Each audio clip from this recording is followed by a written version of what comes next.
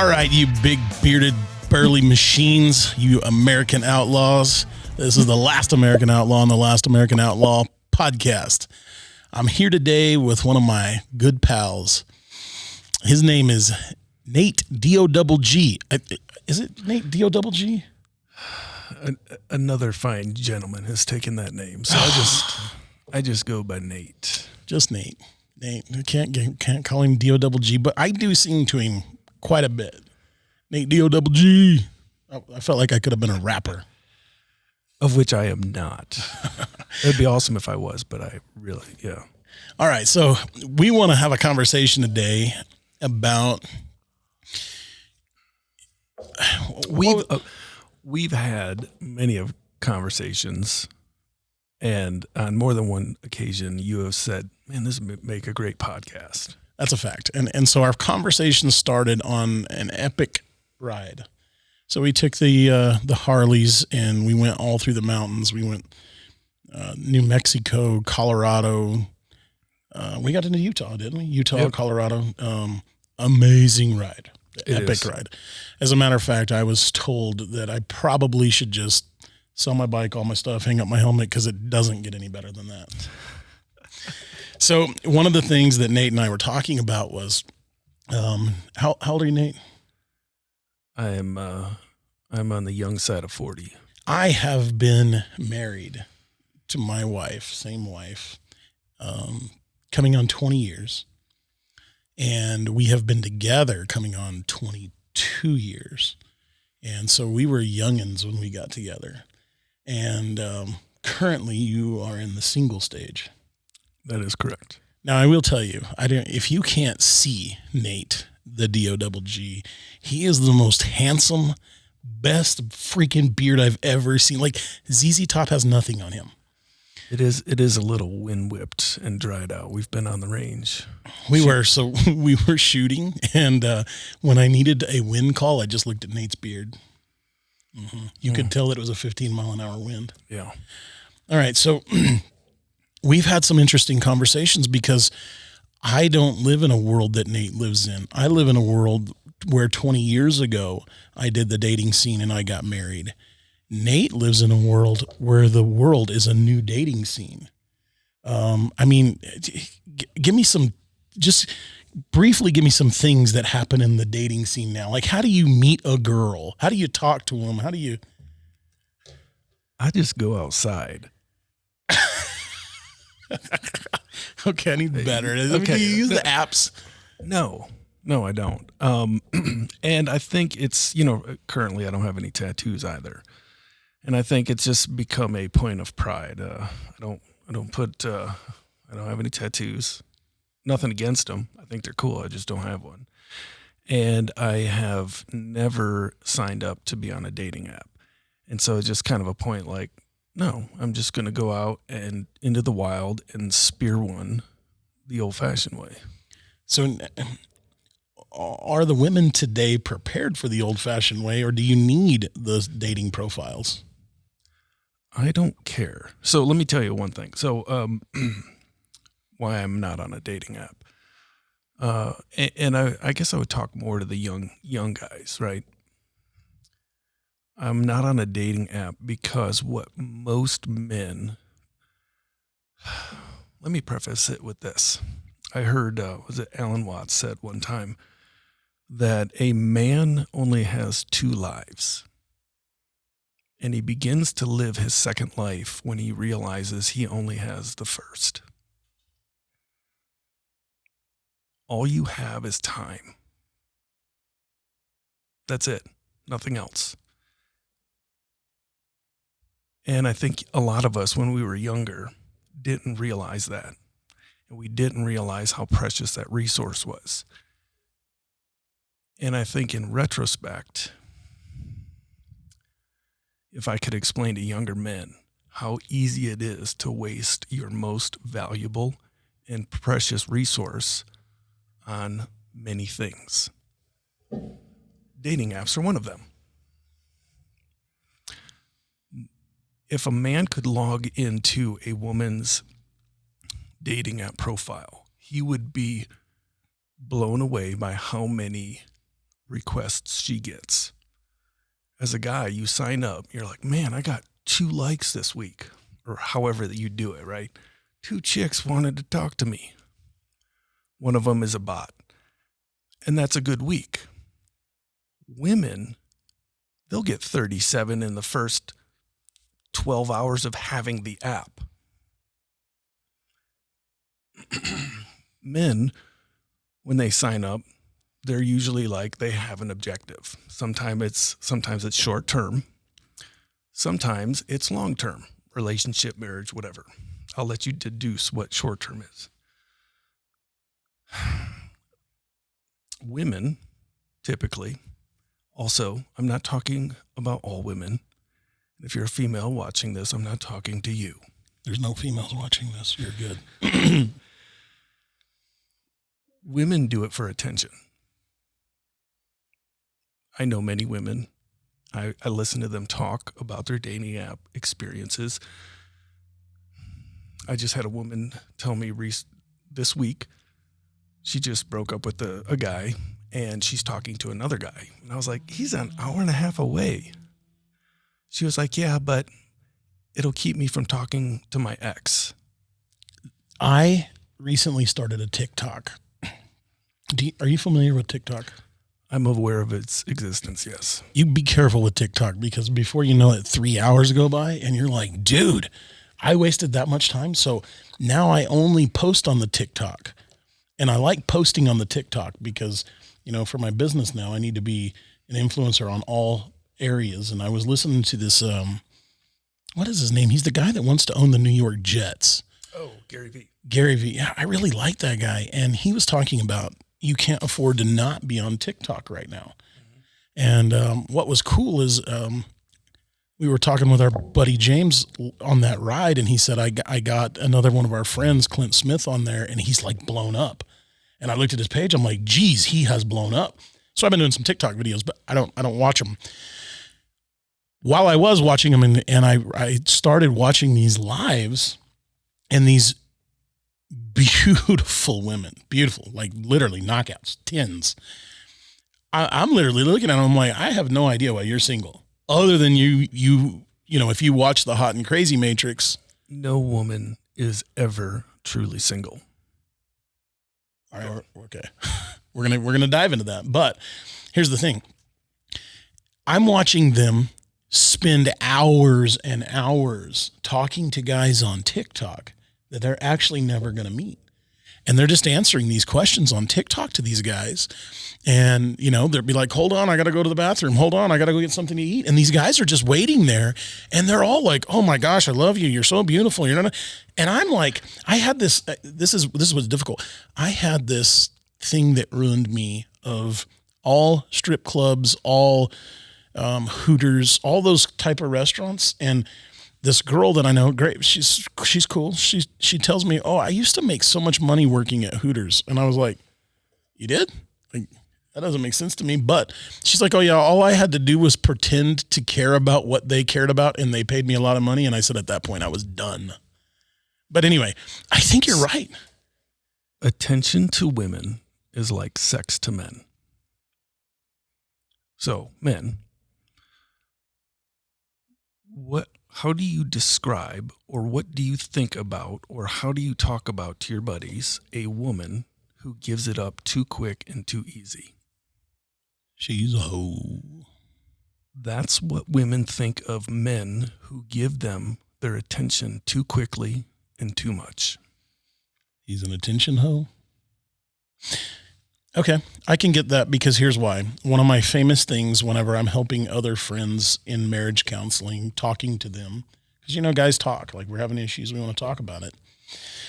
One of those things is women need 2 things. Women need to be talked to, and women need security. So they need you to make sure that nobody's going to hurt them. Nobody's going to hurt their kids. They're going to have a house to live in. They're going to have a car to drive. They need that security. And then they need somebody to talk to them. And so forever, it's always been if you're not talking to your wife, somebody else is. You heard that quote. Guys, on the other hand, guys need respect and they need sex. So talking about the respect side, no matter what I do, I need my wife to respect me, to make me feel like I appreciate you for doing what you're doing, and I'm going to respect you. My wife today, we don't have the relationship where if we're in public and we're fighting, it doesn't come up in public. You would literally be clueless.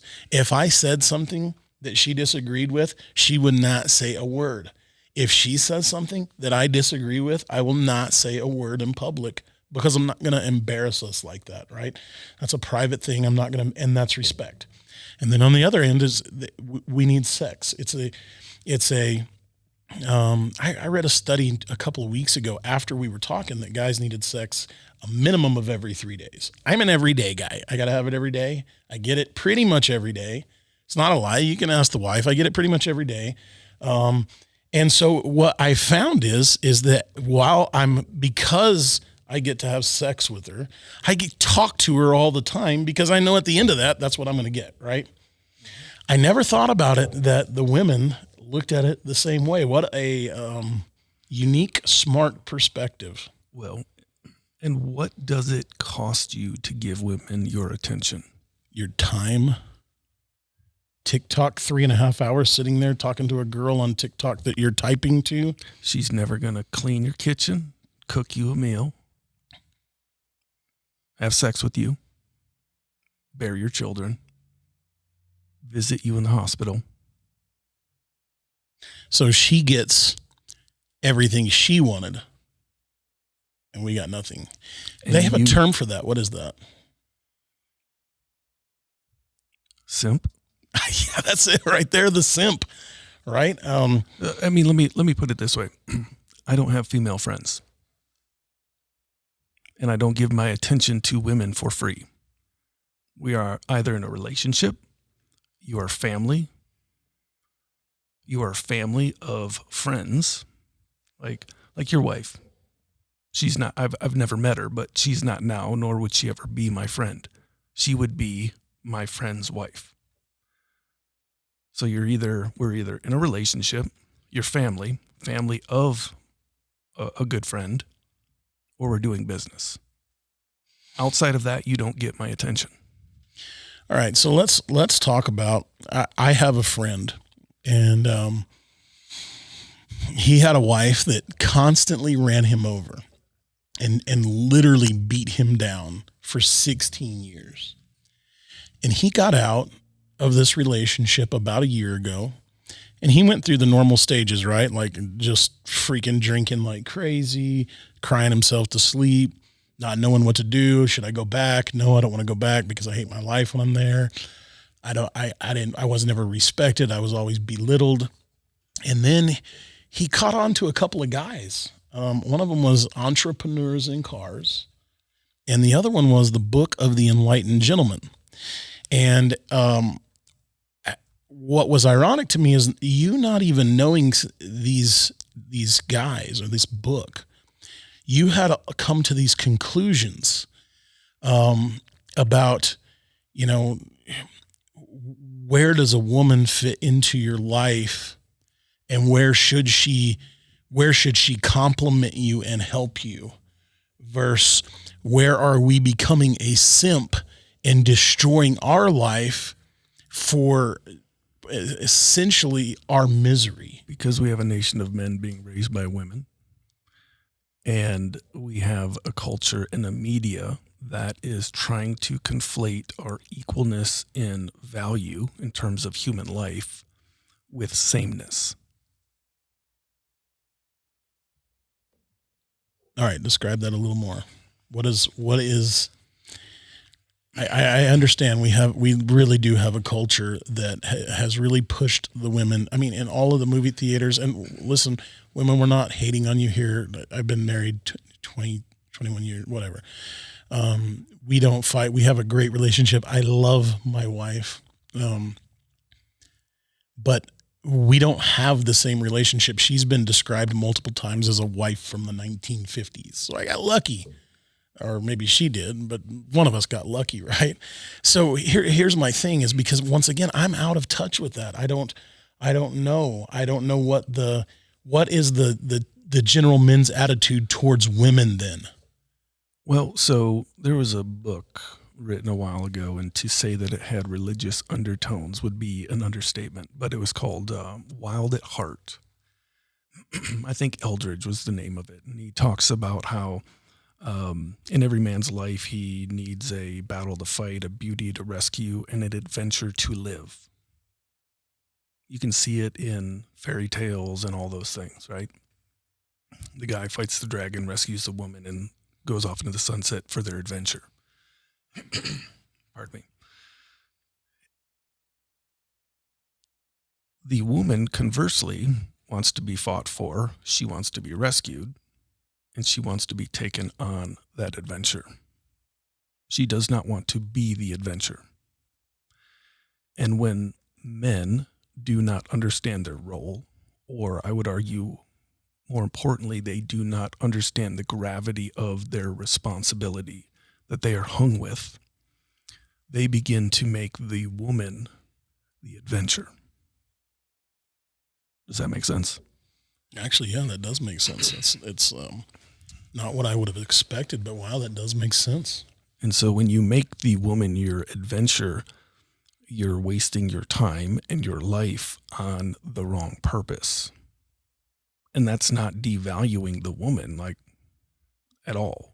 It's just, she's not supposed to be your purpose or your adventure. You're supposed to find it and take her on it. A lot of times this happens because men do not understand how to lead, right? They don't understand how to lead because they're not decisive. They're not decisive because they do not contain or have the confidence to make a decision and have the courage to act on it. Knowing that, I remember years ago in the service reading a book, I think it was called A Rifleman Went to War or something. It was a little pamphlet I picked up in whatever, we were doing some field exercises, and the crux of the book, I probably screwed up the title, so forgive me, but the crux of this book that I barely remember that I read was, in combat, you have to make a decision right now. And you know that in 30 seconds or 5 minutes, and for sure 5 years, you're going to have all the information that you need to make the correct decision.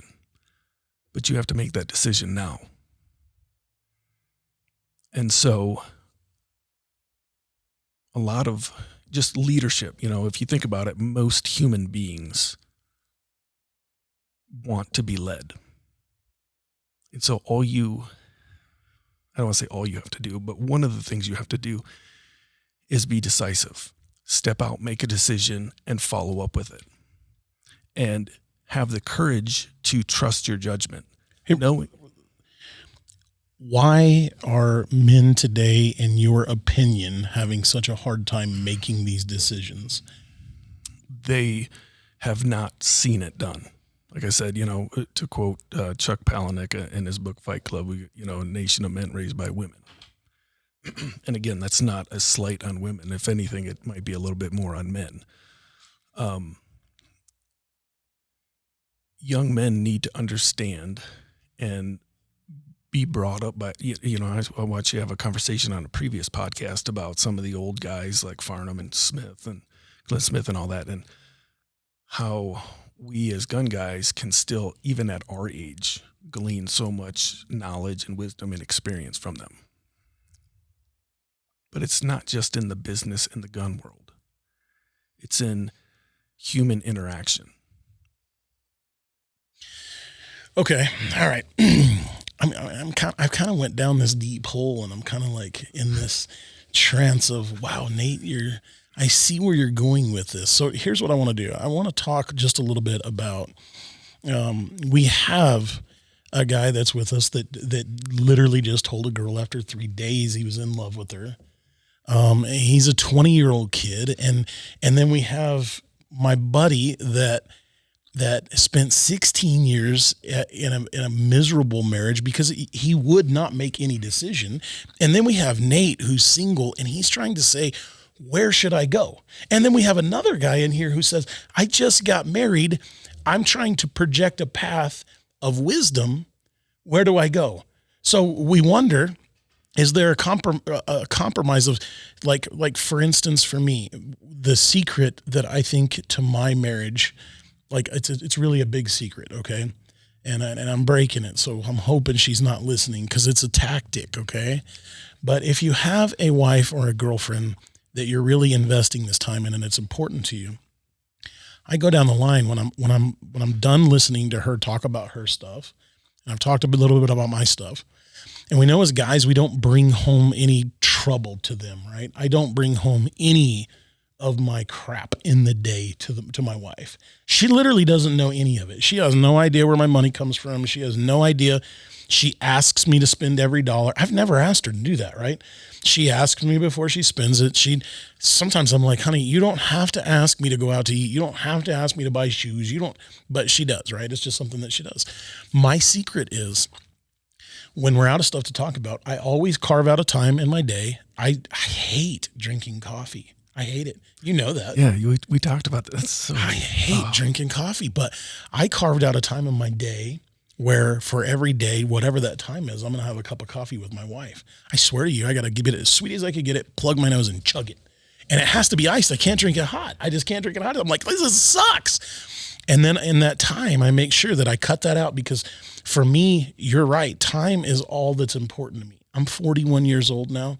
I read this deal that they said at 18, you think everybody's it cares what you do and they're all watching you. At 41, you don't care who's watching you. And at 60, you realize nobody ever cared about you. So I know that now this is my partner that I'm going to grow old with. And so I just go down the line and I ask her, I start with her baby sister. Tell me about your baby sister. Each one of her kids. I listen and I respond like I'm not doing anything else in my day. I mean, we are so caught up in our damn cell phones. Like we can set that down in an hour. And guess what? The same people who wanted to talk to you an hour ago will talk to you in an hour. Yeah, those hoes will still be there in your dating app an hour later. That's right. They'll still be there. I'm going to tell you about the dating app game in a second. But what I do is I go down and I ask her about every member in her family, all the kids. And that usually ends up being a 2-hour conversation just catching up on them. I get to catch up on the family. As my youngest daughter calls it, I get downloaded with all the tea. They spill the tea. And I do the same thing with my daughters, too, to keep the relationship oddly. I have 3 daughters. And I talk to my daughters. And I try to make sure that during that time, I'm not giving them instruction on life.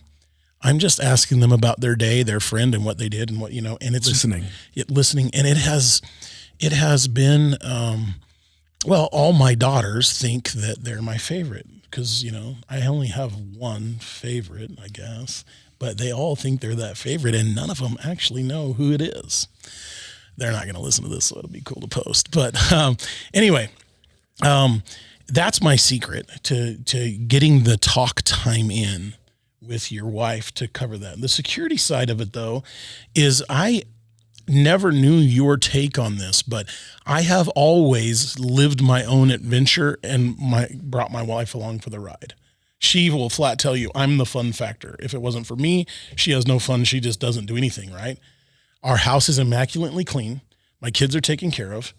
The bills are all paid. I'm out forging a path. I mean, to be honest with you, I'm sick of forging this path because it sucks. I've went down about 20 of them that all suck.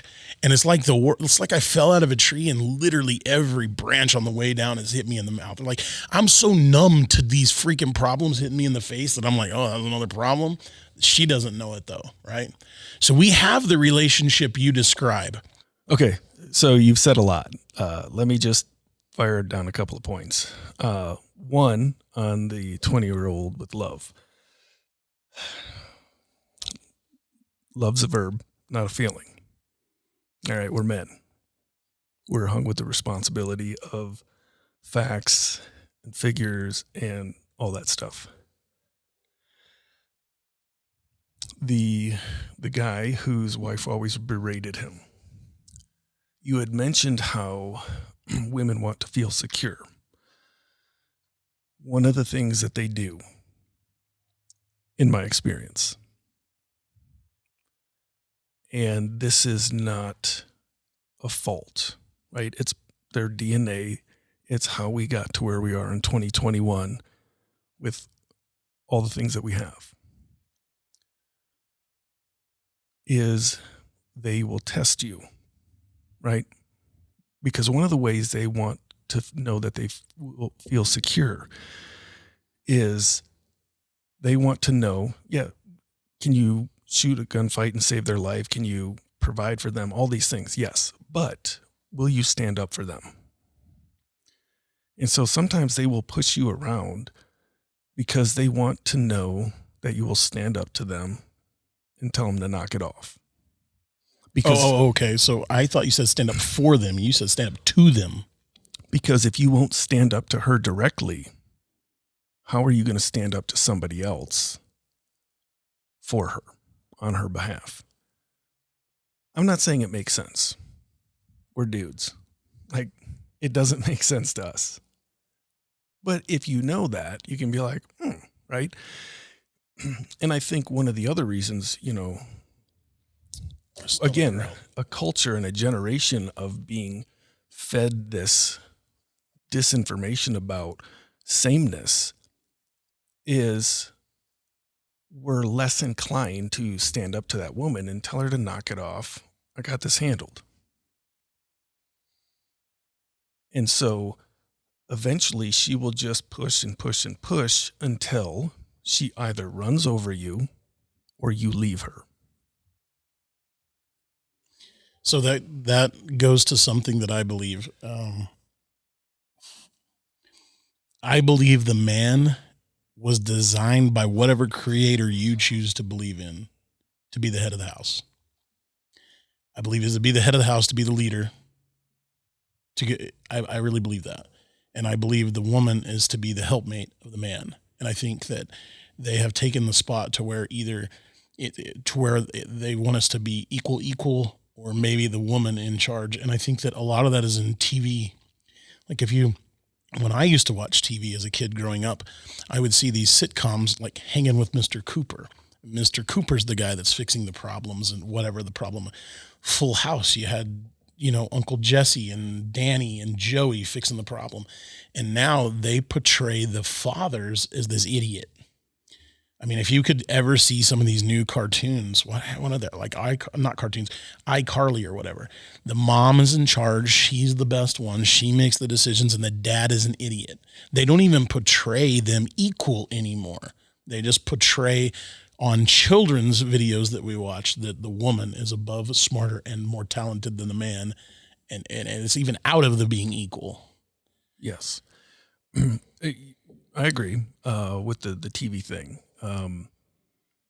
You talked about you and your wife obviously have a really awesome relationship, and that's really cool. I think we need more of that. You did get her young. I think it was important that we grew up together.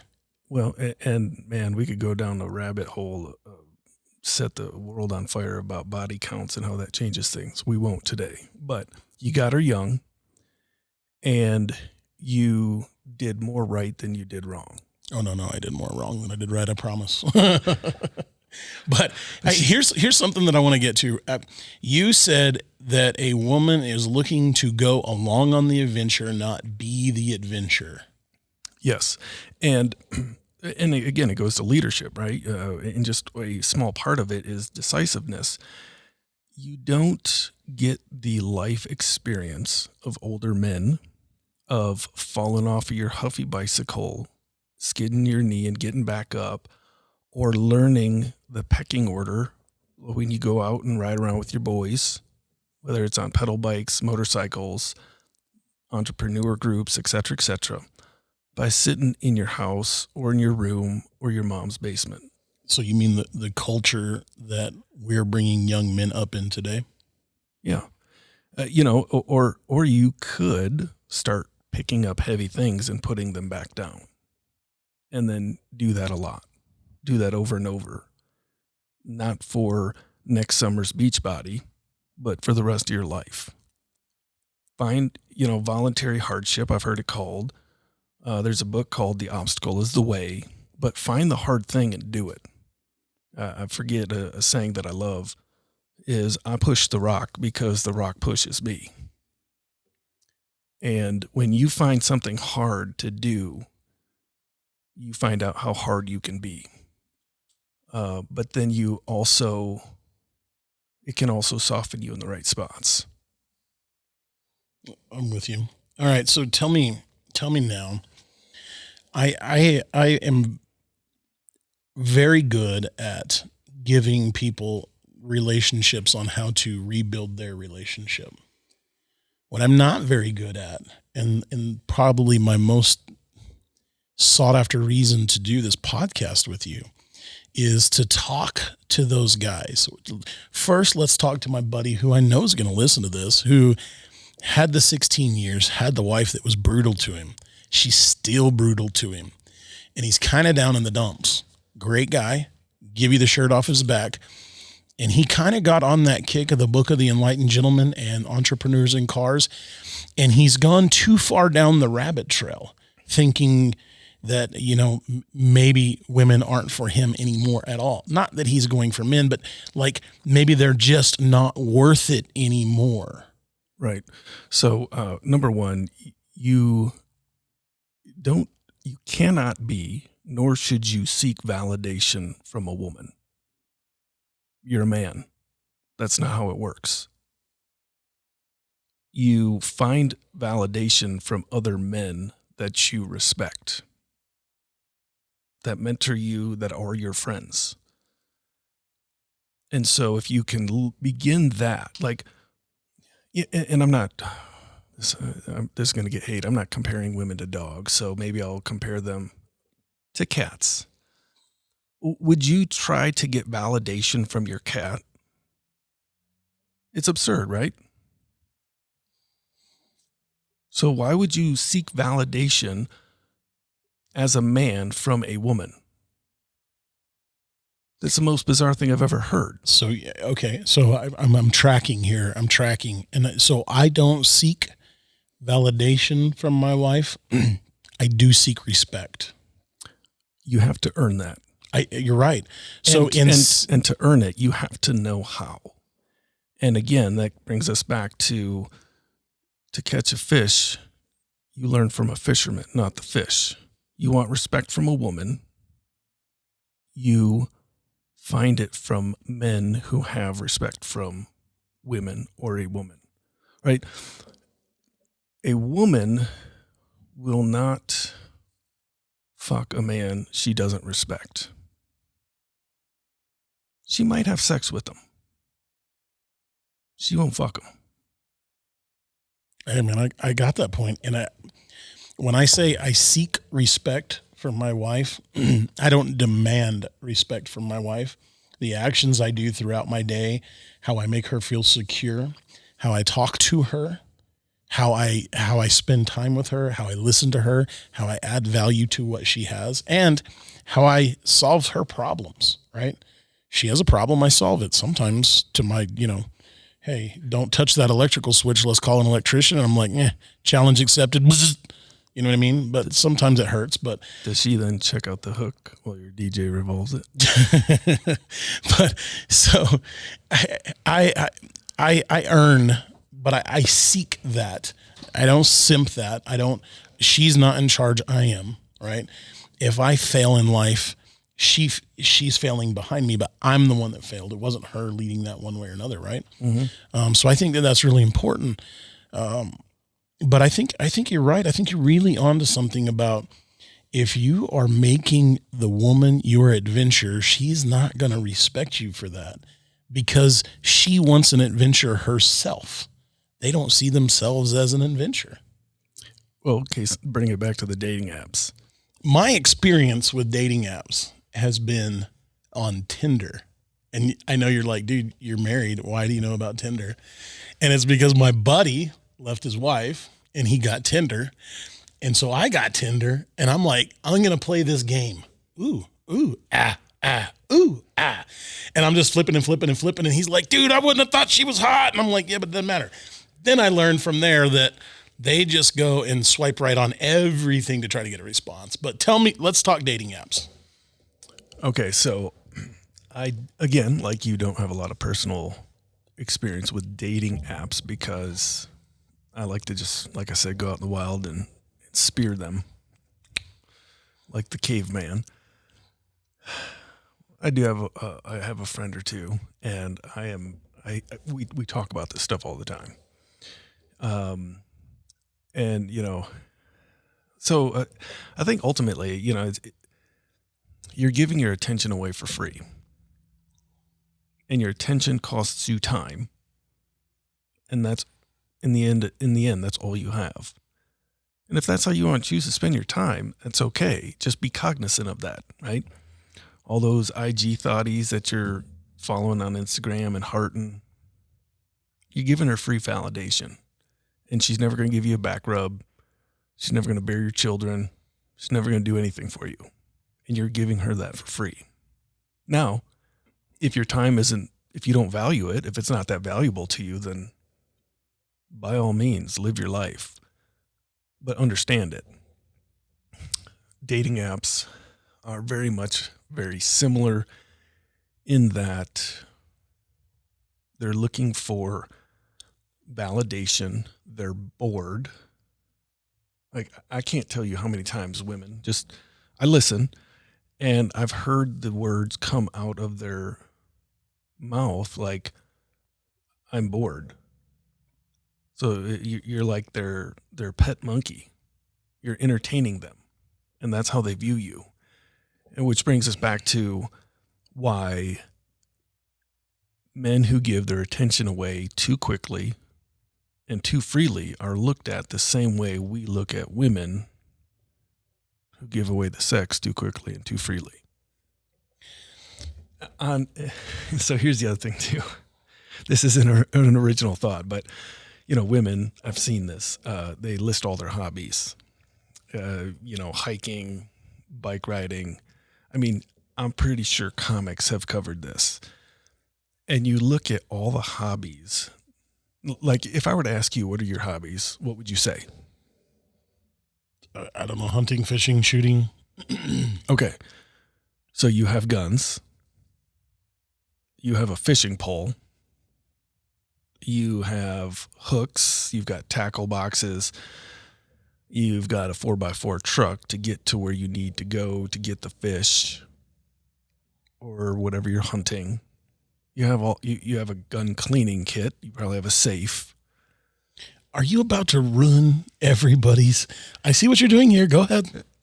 I mean, you have to know where I'm going with this. Like, just when they list their hobbies, like, say whatever their hobby is, ask them about the gear required to do said hobby. Ask to see it. Where is that stored? Because a majority of them do not have. They're telling you what they want you to take them to do. And that's fine. So this is like a hint that you're supposed to take. See, this is one thing that I'm bad at, and I believe most males are bad at it. We don't take hints well, right? I just need you to tell me. So if you want to go hunting, say, I want to go hunting. If not, I'm going to go hunting, right? But so you're saying on the dating apps, they're telling you what they would like to do. So is there thought that if they choose to write hunting, shooting, outdoors, fishing, whatever, craft beer, whatever you want to do, if they have written that on there, they're hoping that some man that does this will pick them and take them to do that. Okay, so maybe 10 years ago, did dating apps exist 10 years ago? I really don't know. When they first came out, yes, that is 97% accurate. Now in 2021, maybe it's only 95% accurate, right? Because it doesn't take much to go to the bar and get a guy to buy you a beer. So if you like craft beer, that's pretty easy. But, it's just like hiking. Hiking with a Starbucks is not hiking. Dude, something has just hit me while we were talking about this. I have often said when I see my friends flicking through Tinder, I know there's a bunch of them, Bumblebee, something. I don't know what they are. And they're flicking through. And I say, guys, how are you supposed to choose your person that you're going to spend the rest of your life with off of a photo? And I'm sure when they look at them, the first thing they think is she attractive? Click the button and read her hobbies. Yes, I'll swipe right. And then I think before they click the button and read the hobbies, they're just starting to swipe right on what they think is pretty. What happens if the person that you didn't think was pretty based off of a bad photo was the person you really should have been with? Because our brains have taught us, the media has taught us what pretty looks like. And that's Hollywood, and that's supermodels. And so as we're looking at this is who we're flicking through. And those girls, they're not really paying attention and you missed the one you should have because you have no context of, hey, let's sit down and have a coffee and decide if we can get along. Well, I got to believe part of that is just our DNA, right? Women to us are sex objects.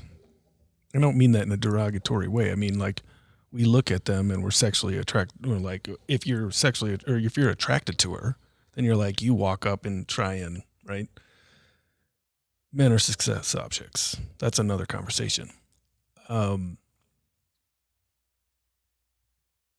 of the flaws in us as men, one of the things that we tend to do, one of the things I caution men that are 16, 19, 30, whatever, is the more attracted we are to a woman, right? The prettier she is, or at least the prettier she is to us, the more wholesome aspects we tend to project onto her, right? If she's a dime piece, we're like, man, she's probably going to make an amazing wife, an amazing mother, and fill in whatever thing makes a great green bean casserole, whatever it is that's important to you. And that's not always the case. And so it's kind of like that mindset that guys are swiping, right? And you know, we call it lovesick or lust, whatever you want to call it. Those same men would talk down, feel sorry for, or criticize an alcoholic, someone addicted to cigarettes, heroin, whatever, fill in the, right? But if you look at the same behavior patterns in the amount of time and money spent, they're doing the same thing with women. That's oof, ouch. I mean, I can't argue that. I think you're right. I think they are spending their time on social media, giving them their attention and probably their money to maybe a dating app, possibly maybe get a date that you buy her dinner, you pay for her drinks. If she has kids, you're paying for the kids' meal. And you, at that point, this is a rabbit hole that can be very dangerous that you didn't even realize you're an addict.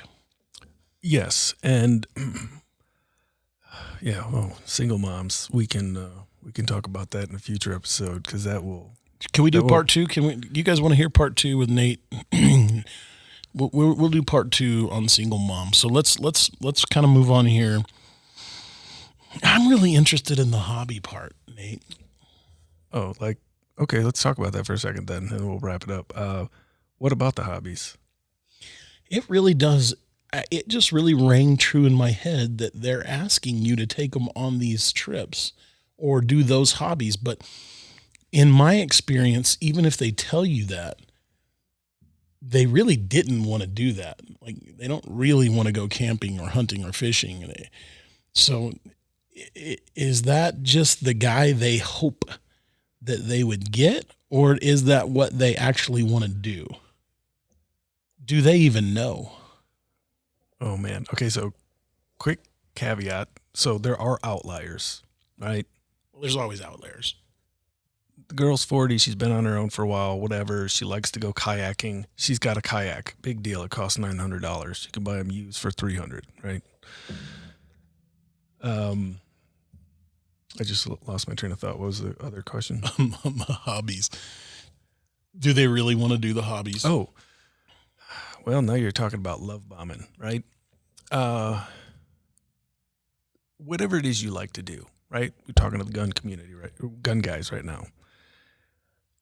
How many of you started dating your current wife or a woman or a whatever, and you took her on the first date or the second date to the gun range and showed her how to shoot and she loved it? And then you started trying to buy her a gun and a holster, and all of a sudden she wasn't into it. So you're on somebody's live stream saying, "Hey, how do I get my woman to carry a gun?" and all that. Just like simple-minded men who I've been guilty of being in the past, right? I'm no better than anybody else. Pretend to be something that we're not. If a woman values you enough or you intrigue her enough, she will be into everything that you're into initially, and then it will quickly die off. I think that's a fact. I can't even argue that, because that's what even my wife and I did. She did what I wanted to do. Now, 22 years into this, I now have things I do. She has things she does, and we have things we do. Yep. And all of that's okay, right? You could argue like, well, he's into shooting. I at least want to know what it's about. And she does it, right? But us as men, sometimes we're like, oh, I found the most perfect woman because she's beautiful. So she's going to definitely be a good wife and mom. And she's into guns. Well, hold the phone. She might not be that much into guns. Not as much as you think. Well, and it would make that's fine. sense. It would make sense for her to want to do some of the things, because if you look at it, we actually do some things with them that we wouldn't have normally done. And so what that does for us, Antiquing. and it makes us get closer to them and see what they like and what they value. And it lets them get closer and see our value. And then at that time, we decide if we want to continue down that with them, or we want to let them do that and we have our own way, right? Yep. I think that's important if you're going to have a healthy relationship. And when I tell you this, I'm really not joking. I do remember the last fight I got in with my wife. This is 2021. I got in it in 2017. And I got in it with her because there was a Category 5 hurricane going up the center of Florida, but it was her grandmother's birthday, and she wanted to go to the birthday. And it ended up that I had to go down there and pick her up in the middle of this hurricane and drive her out, because the hurricane was going to run right over them. And so I'm like, honey, can we postpone the birthday? She's like, no, you don't postpone birthday. That was our fight. Most people, that wouldn't be like any kind of fight, right? 2017, that was it. Beyond that, I can't remember the fight. So I've got a great relationship.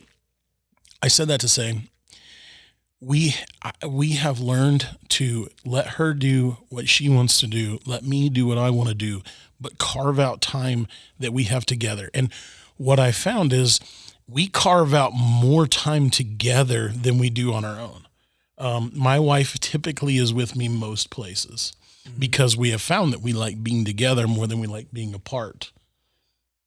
Hobbies excluded, right? Yeah. Oh, for sure. For sure. So is this where we... I guess. Okay, so listen, guys.